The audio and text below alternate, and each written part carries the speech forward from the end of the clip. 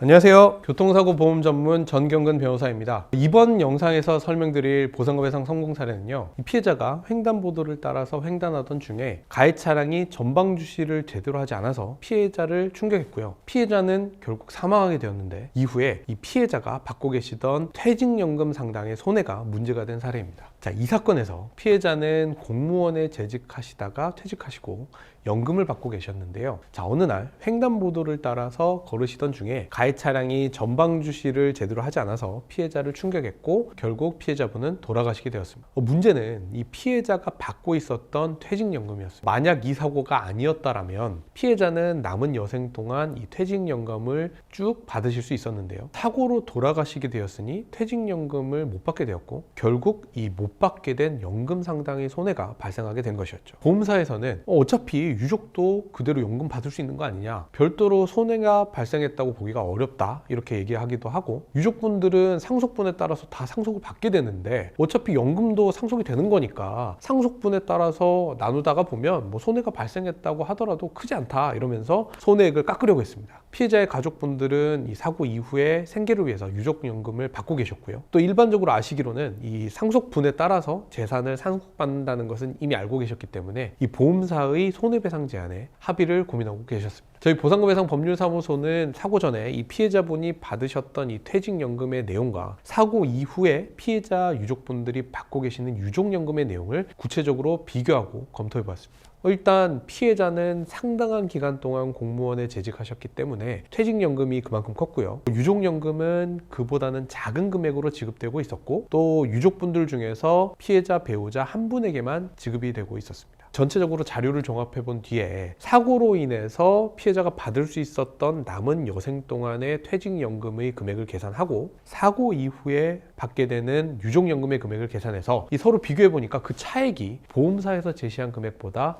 컸습니다. 특히 받을 수 있었던 퇴직연금 상당의 손해는 상속분에 따라서 이렇게 유족분들에게 나눠지는데, 반대로 받고 있는 이 유족연금은 유족 한 분에게 몰아서 공제 처리를 해서 유족분들의 이 보험사의 제시액보다 더 유리하게 손해액을 산정해서 청구했습니다. 재판부는 위와 같은 주장을 받아들여서 보험사로 하여금 피해자의 유족분들에게 총 약 2억 7천만 원의 손해배상금을 지급하게 하는 결정을 내렸습니다. 교통사고로 이 고령의 피해자가 돌아가신 경우에는 유족분들은 장례, 집안 정리로 정신이 없으시고, 또 보통 그런 고령의 피해자분들은 별도의 수입이 없으시거나 또는 기초연금만 받고 계신 경우가 많기 때문에 이 보험사와의 손해배상 협상을 할 때 퇴직연금 손해를 놓치기 쉽습니다. 그리고 이 퇴직연금의 손해를 알게 되더라도 공제 처리를 어떻게 하느냐에 따라서 이 손해액이 크게 차이가 나게 되는데요. 이 부분도 놓치는 경우가 많으시죠. 자, 이 사건에서는 퇴직연금 손해를 지급받으면서도 이 유족연금의 공제를 최소한으로 줄이는 방향으로 청구해서 소송 전에 보험사에서 제시했던 금액보다 더 많은 배상을 받을 수 있었던 사건이었습니다. 이번에 설명드린 성공 사례는 여기까지입니다. 설명드린 내용 중에 이해하기 어려운 내용이나 더 자세히 알고 싶은 내용이 있으시다면 저희 보상금배상 홈페이지와 유튜브 채널을 검색하시면 더 많은 정보를 찾아보실 수 있습니다. 그리고 만약에 교통사고를 당하고 처음부터 어떻게 대처해야 할지 방법을 모르시겠다면 혼자 고민하지 마시고요. 저희 보상금배상 대표전화, 카카오톡, 카페로 문의 주시면 상담이 가능하니까 참고해 주시고요. 다음 영상에서 더욱 유익한 내용으로 찾아뵙겠습니다. 감사합니다.